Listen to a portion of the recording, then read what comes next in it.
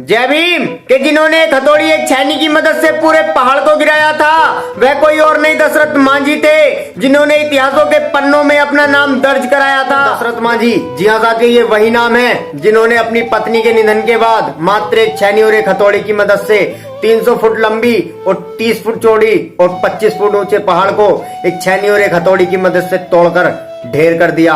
साथियों, दशरथ मांझी बिहार के गहलोर गांव में जन्मे एक गरीब परिवार में जन्मे थे। कहते हैं ना कि अगर करने पर आ जाए तो इंसान क्या नहीं कर सकता।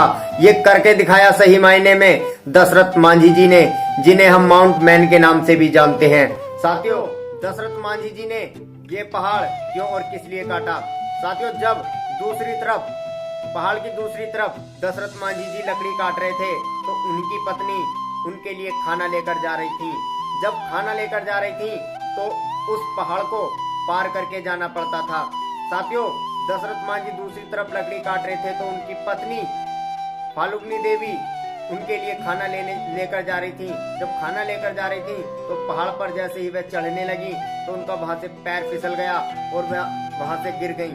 और वह गिरने के बाद दशरथ मांझी की पत्नी की मृत्यु हो गई। साथियों, जैसे ही दशरथ मांझी को पता चला कि उनकी पत्नी की मृत्यु हो गई है, तब वह भागे भागे आए। साथियों, उस पहाड़ की तरफ हॉस्पिटल थे।